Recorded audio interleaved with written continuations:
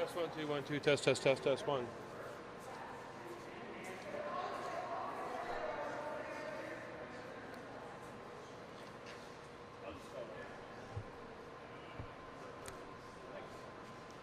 got everything you need then? You got everything you need, all you? I think so. All right.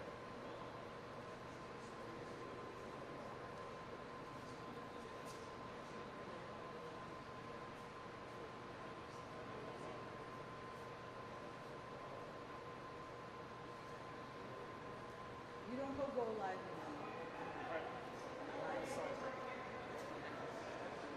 Looking at it all.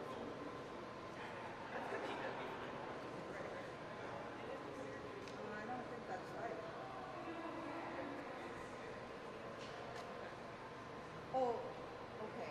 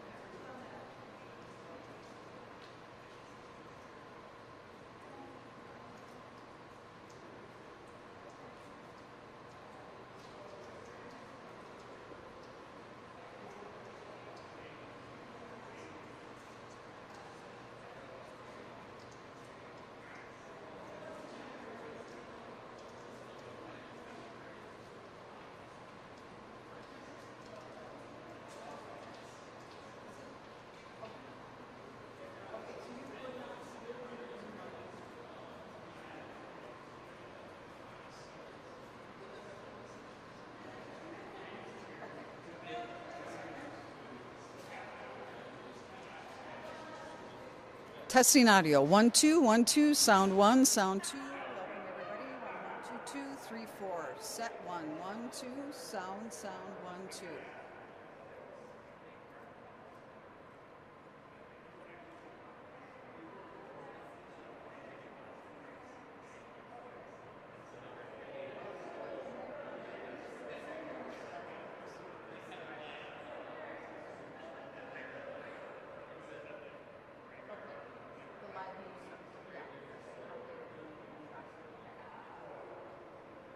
So you, do you have 1 second?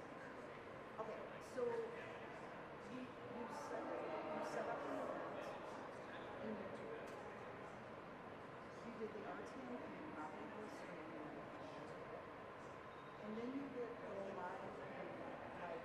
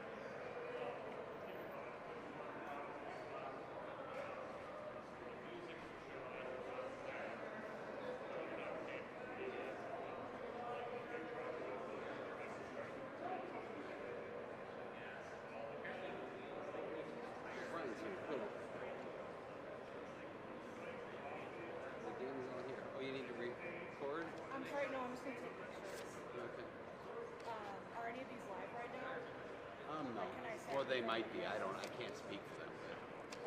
I'm gonna We're step still in a front good of all 10 your. minutes. We're still Okay. good 5 minutes away from speaking. We can send this stuff to you electronically. Oh, thank you. Yes,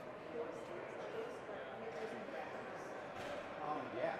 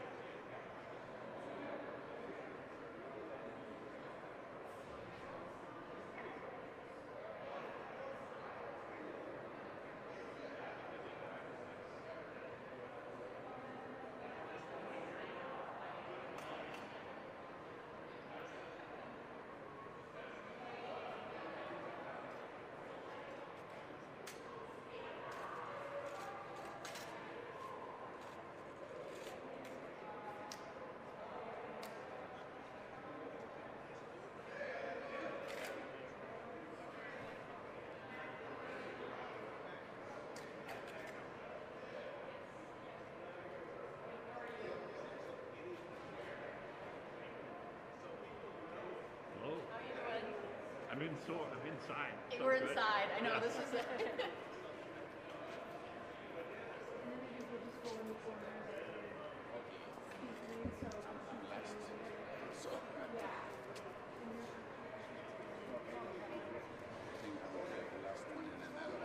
we gotta wait here for a sec.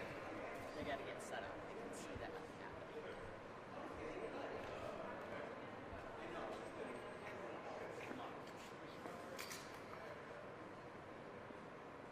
Don't worry, we'll wait for you. It's okay. You don't have to.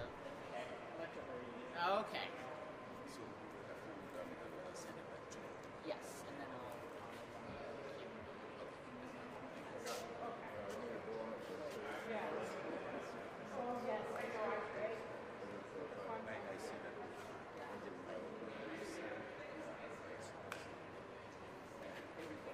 Yeah, sometimes we get stuff.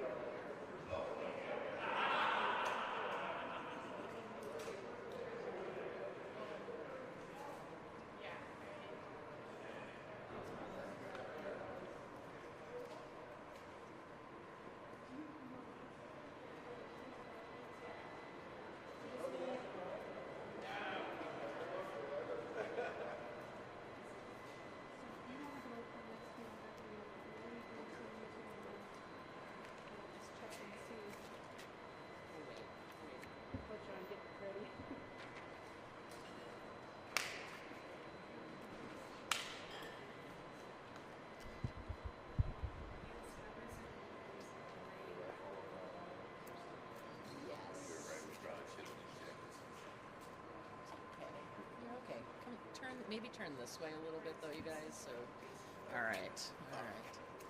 Let's see.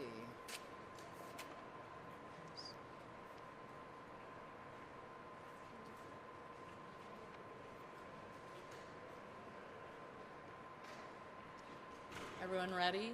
No? Okay, we'll wait.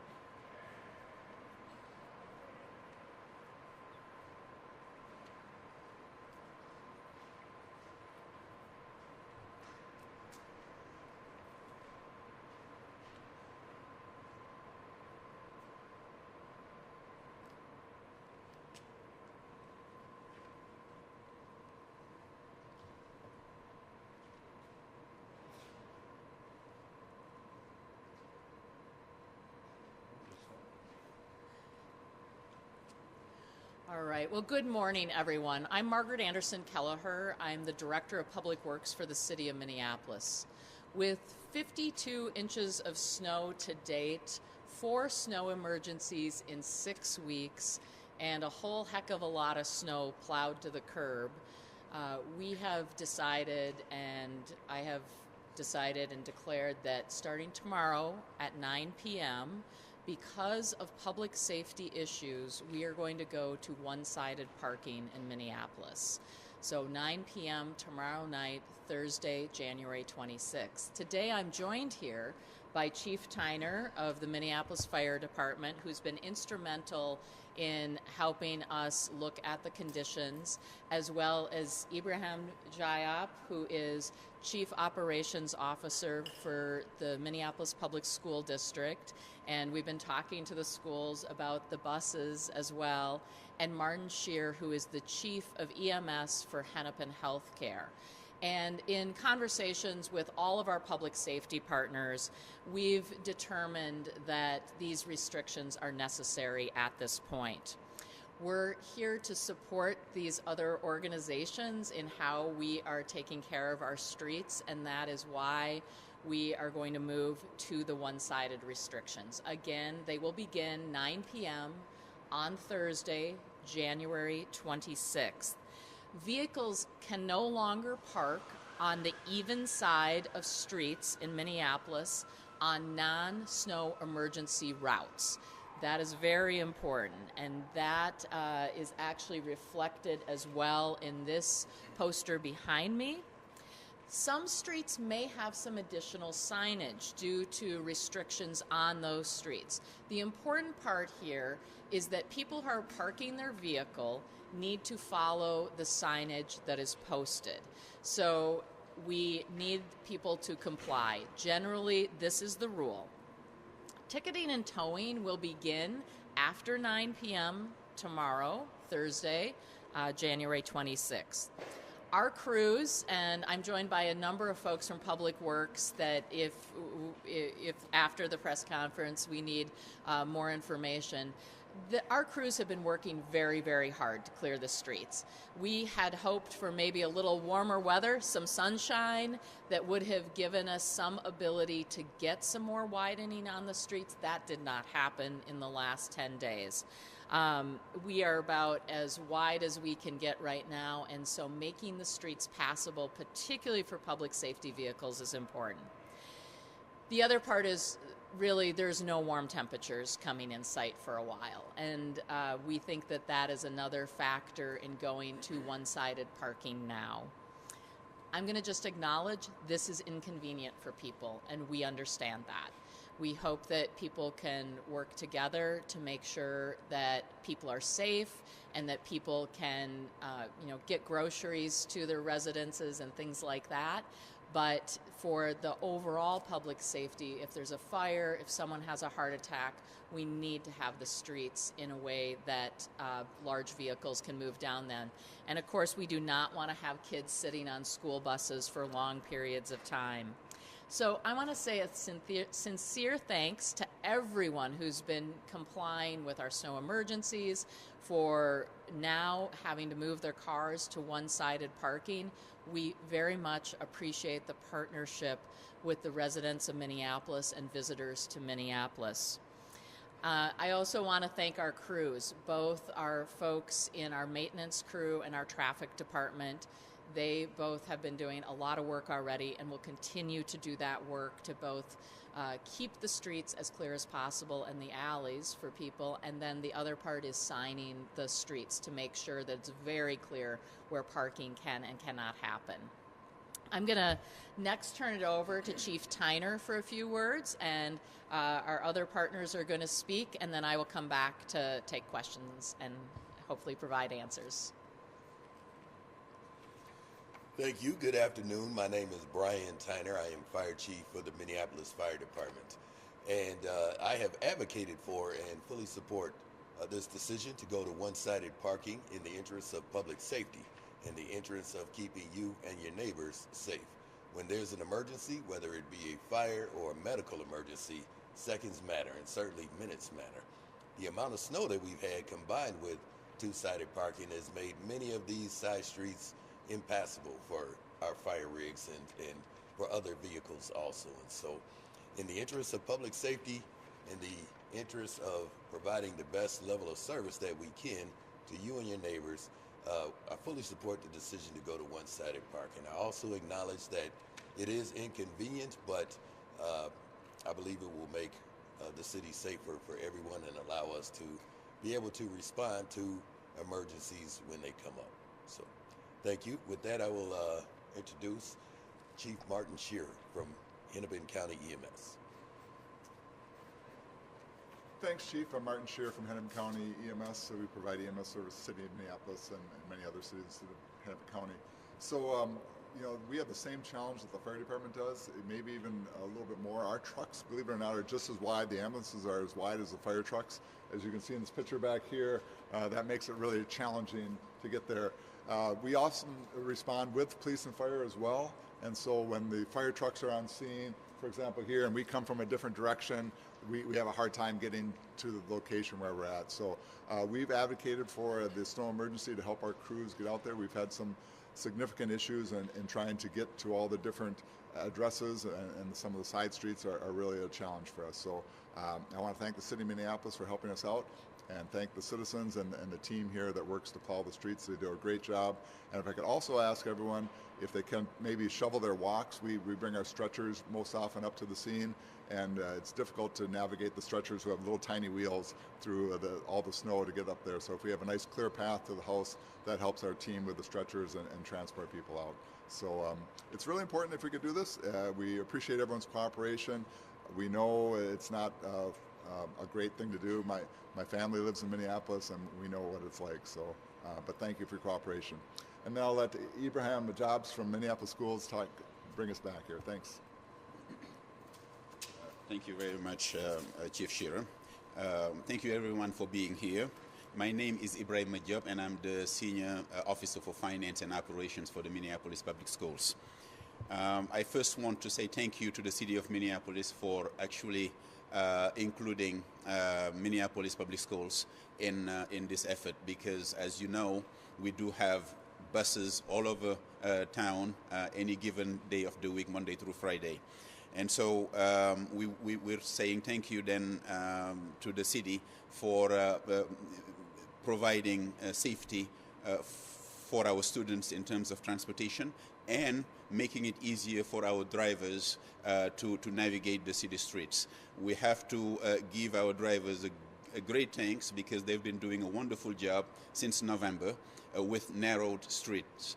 We do know that with the both sides, parking on both sides of the street with mounds of snow on every corner, it makes it challenging for our drivers to navigate.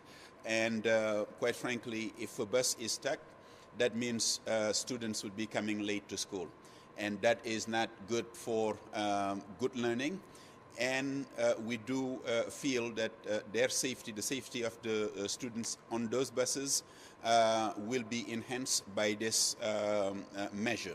So we fully support it, and look forward to working with the city and with the fire department and EMS to making sure that we share any information to making sure that this is working for us. And so, as Margaret said, thank you very much for your patience in this. We know that this may be an inconvenience, but it is an inconvenience to make it better for all of us. So thank you very much today, and if there are any questions later on, we'll field that. I should mention one other thing. This will stay in place until April 1st, which is the end of our snow season.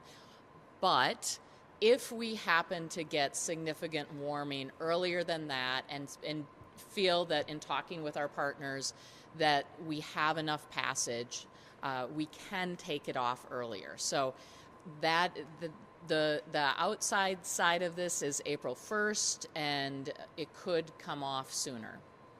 So I'll open it up to questions. So the question was, when was the last time the city had to go to one-sided parking restrictions? I believe it was 2019. It happened in late February of 2019. So what is the, snow removal budget? How has it been affected this time around? Because you've had so much snow already. What's your plan to maybe stretch it through the year? Yeah, so the question was about our snow removal budget, and at 52 inches, we're doing okay. We have the budget to clear the streets, to put down, we do try to do limited salt, but we do have sand, and we are continuing to keep up on that. I will say that the city council and the mayor have always been very understanding that we live in a snowy climate. And so some years we are under our budget, and other years we are above the budget. And we have never had a problem being able to pay for our services. I'm wondering if I could hear from each of you three gentlemen in terms of whether we've seen actual changes in response times for fire, ambulance, or school buses arriving on time as this winter has progressed. Okay, I'll start. So I can say that every winter we see some difference in our response times. It's not a real significant difference, but obviously travel is slower in winter conditions. And so have we seen a change in response time? Yes, we have seen a slight change in response time, but our average response time is 5:29 for the entire year. Our goal is to get there in 5 minutes or less, so we're a little bit above that. But yes, it is true that in winter conditions, our response time is just a little bit slower due to the driving conditions. Yeah, Marty from Minneapolis EMS. Great question. So I did look at January 3rd. We had a pretty significant snow on January 3rd, and our average response time that day went up about 1 minute and 20 seconds. So, a little bit, not terrible, but it was significant for us. We have a similar response time to Brian. About 7 minutes is our average response time, and those days it jumped up a little bit. But there was a couple calls, though, where it was difficult to get to, and so that's a lot of what we're talking about here is, the driving might be slower on snowy days, but the actual access to the residents that we're trying to get to gets a little bit cumbersome sometimes when there's that, especially like I mentioned, when we have police and fire and EMS all responding at the same time, the road gets really crowded, and usually police and fire get there a minute or two before EMS arrives, so we have a hard time finding space to park even. And then if the school bus is on the street, it adds a little more complexity to the whole issue as well. So, but thank you, good question. Thank you for the question. For the district, we have key performance indicators, KPIs, that are tied to transportation, and they are in terms of on-time drop-off and pickup, and time spent on the bus. And we do know that when conditions are not favorable, those KPIs are poorly affected. The time spent on the bus is elongated, and the drop-off and pickup time is not that accurate. So we do see impacts of that. And as I said, I haven't said it yet, I live in Minneapolis, and we love being here. Living here in Minneapolis, my kids catch the bus, and sometimes I hear it from them as to the time spent on the bus and or the bus being stuck. So thank you very much for the question.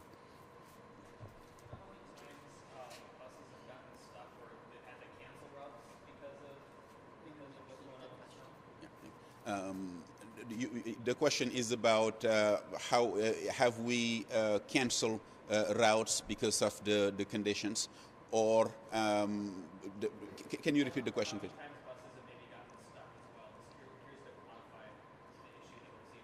I would answer the first question. I have the Director of Transportation that may have more detail on that, on the second question. And I would say that for us, the time that the bus is if a bus is stuck, it would reverberate through the system all the way to the classroom. So I do know that we just are impacted every time we have streets that are tight or narrow. Lisa, do you have anything to add to that? I always get to share the really good news. On the big, my name is Lisa Beck and I'm the Executive Director of Transportation. So it varies day to day, but for example, the big snow event we had that lasted over multiple days, we were home for the first 2 days and then out. That morning we had 19 buses that were stuck in the snow that had to be rescued by our mechanics and the tow trucks to get them out. So that's the extreme. It's a record, actually. Normally on an icy, snowy day, we'll have 2 or 3, but on a big snow event, we've had as many as 19.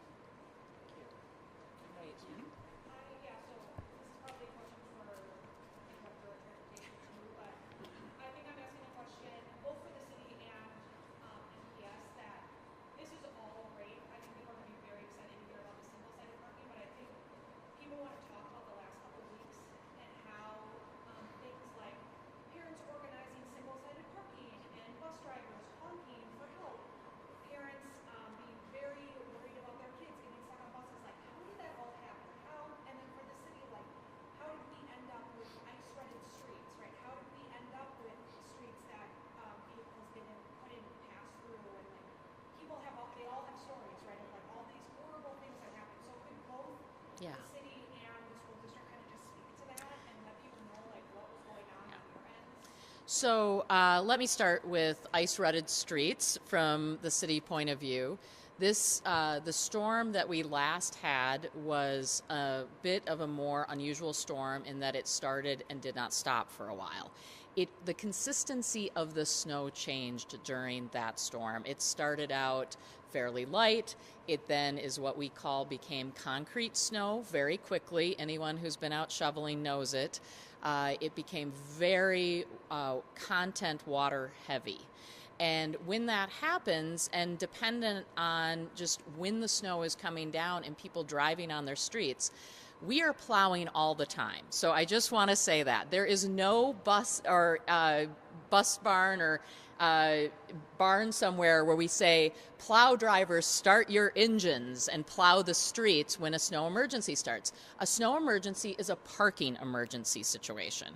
What we are doing and our crews are doing is the moment snow is starting to accumulate, we have full crews out plowing. And they are plowing the main arterials first and the snow emergency routes first. And there's reasons for that because a lot of our partners are using those streets, including Metro Transit, and we want to keep those as clear as possible.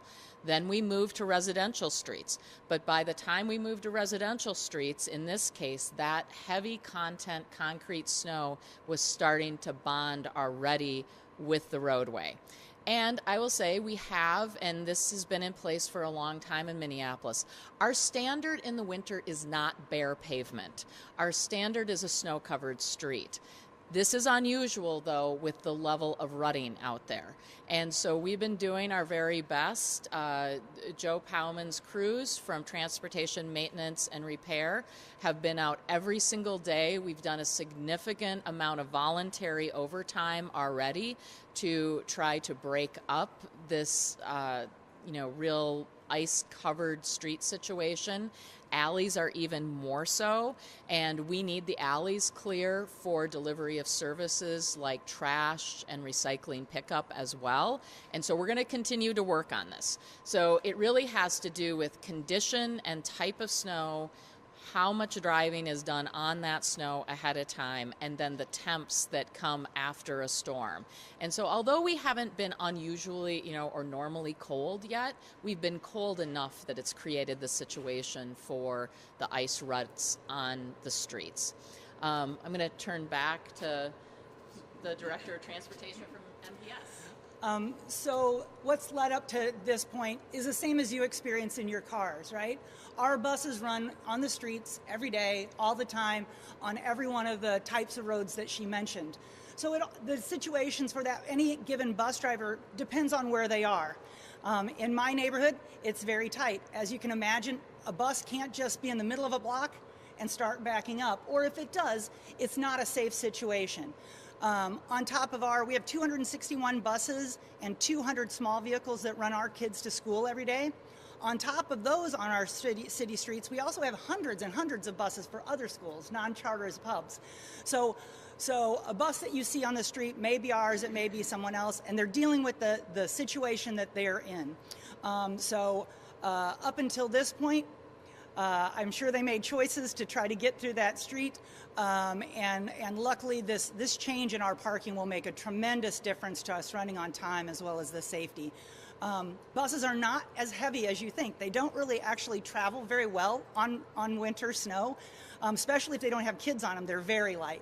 So inclines, ice, ruts, they all affect us. By getting more room on the streets, it's going to give them a little bit more room to navigate around the problems that may be ruts or ice. So I think there'll be a dramatic change after tomorrow night.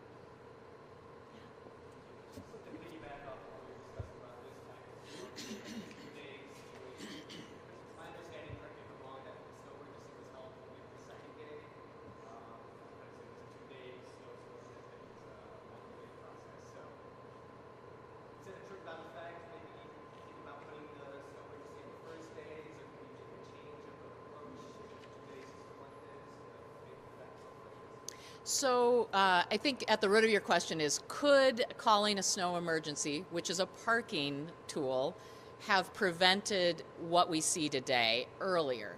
And I think we actually were on about 3 days of snow when that snow ended. What we try to do is do our very best through looking at a number of weather models, looking at measurements throughout the city to see where we're at. Because in Minneapolis, other cities call a snow emergency or parking restrictions at a much lower number of inches. If we have 4 inches of snow, you can almost guarantee when we feel that we can get out there and get the best snow plowing done and get the cars moved, we're going to call that snow emergency. When it's between 3 and 4, it's a bit more of a judgment call. I think we have called at every snow event this year, 4 so far in 2023. We had 2 in the beginning of this snow season already, I think. And we have called every time to be able to clear those streets. As I said, there are crews plowing the streets from the beginning. And so I do not believe that had we called when we were in the height of snow coming down on that first day that we were going to get significantly clearer. We were already plowing those arterials and main snow emergency routes. Does the city have any kind of parking suggestions or alternates for those who might be in a tough situation or a tough neighborhood? Yeah, so the question was about, do we have suggestions as the city for people who need alternatives, particularly in very dense areas of the city? And I will say we've already started to do some of this work in Stevens Square. The Stevens Square neighborhood was one that was identified very early on by the fire department, and our crews went out and posted it one-sided parking, did additional cleaning, and we could actually provide a before and after picture of that for all of you to show you what our crews were able to get done there. I would say that we do not have a specific plan for people, but people should work with their neighbors on this, because we do know that there can be places in neighborhoods that have parking spaces available. It takes a lot of work, though, because often if it's a business, they need to work with the people parking their cars there. If there's another snow event, to move the cars out of there. But I do know that there are both individual residents and renters who may have spaces available that could help their neighbors out. and working with businesses, but it really is up to those individuals and blocks to work that out. You can explain the process of like when someone will get ticketed and then when they might get towed. Yeah. Also, I'm just kind of curious with some of the issues that he brought up with some of these people that they might be in neighborhoods where they literally have no other option. It might be either park and get towed or park a mile away. And I'm just curious, is there Yeah. some leniency, some of the fees for some of those folks that might be in a tough spot? So your question is about both, there are going to be places where people are going to have to park further away from their residence or their business to be able to go into work or to go home at night. And, is there leniency? What I would say is we're trying to give people as much notice as possible here by having this press conference midday on Wednesday. We're not starting until 9 p.m. tomorrow night. We know that people need a little bit of time to adjust to this schedule of parking or the way that things are going to happen, parking on the odd side of the street. I think that it is also important to, plan ahead. And that's the other reason we're doing this, that if people have an alternative, that they make their alternative available to them. Now, snow emergency routes, people can still park on both sides of a snow emergency route. And there is actually a lot of snow emergency route in the city. So that is probably going to be people's best option, is to park on those snow emergency routes. Just keeping aware that when there's another snow event, which I am most certain we will have yet again this winter, what we do is that if we need to declare a snow emergency, that would happen. Follow the snow emergency rules. This winter parking restriction temporarily goes off during the snow emergency to be able to allow clearing, and then we go right back into it with the parking on the odd side of the street. That lines up with day 3 of the snow emergency for the rules that are out there. So just to be clear, I'm sorry, when snow emergency routes have to be clear, it's that moment that you can go back onto parking on the even side? Correct. So the question was, if there's a snow emergency, which most likely there will be, then these winter parking restrictions temporarily are lifted so that people can park back for the day of the snow, the evening of the snow emergency route. They can park on both sides of an even odd street, and then they have to follow the snow emergency rules, and then we go back to the odd side of the street parking for non-snow emergency routes. I've had a few residents ask me if the city, people who have cars that they maybe don't use a lot or don't want to use now that the streets are a mess or whatever and want to take public transit but don't have parking space for them, if the city has ever considered opening up any of its municipal lots for sort of long-term winter parking for residents. Is that something that's ever come up? So I am just looking back towards Deputy Director Jelly, because he has been here the longest, to see if that has been considered. Yeah.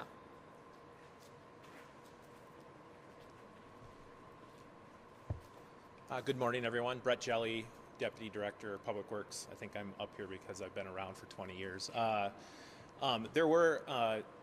The snow emergency rules have been reviewed, or in winter parking restrictions, and actually this morning, if you look back in the archives, in the 70s and 80s, things were even different than they are today.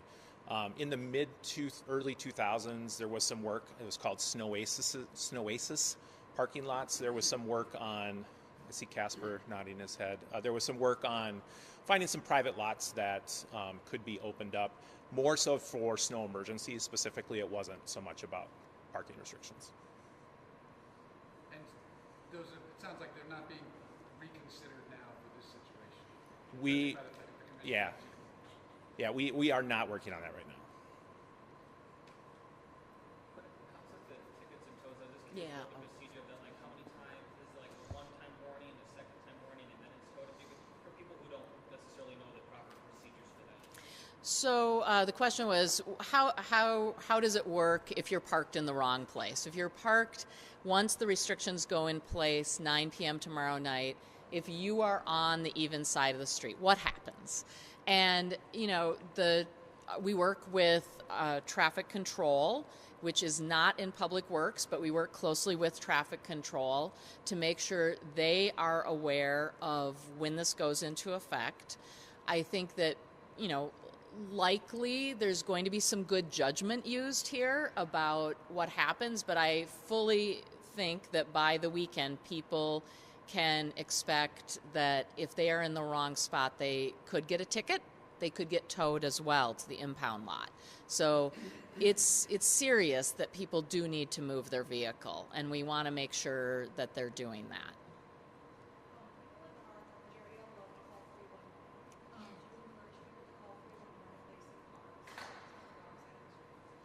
So the question was, should people call 311 to report a car parked on the wrong side of the street? First, I'm going to say people should call 311 for a number of issues with these parking restrictions. So we know, and I'll get there, we have a number of disability parking spots in the city that residents have. Those residents, if those parking spaces are not on the odd side of the street, but on the even side of the street, we are making accommodation for those disability parkers, and they should call 311 to understand and to also let us know where they're at. That will be very helpful with the disability parking. The other part of your question was about 311 generally. There are 3 really great ways to interact with 311. I just want to say this out loud. Get the app. If you don't have the app, use the app. You can report something or get information almost any time of the day and get the information into 311, because the 311 call center is open 7 a.m. to 8 p.m., I believe. Might be 7 p.m., 8 p.m. Monday through Friday. You can also email 311. And emailing 311, we just had a presentation on this in our Public Works Committee by the 311 director. There is no response time difference between these 3 different methods. So if it's a weekend, people can use the app or email in. They can leave a message on the 311 line, and that also will be referenced. But if they need information, getting that call in between today and tomorrow for information, particularly around the disability parking spaces, would be important.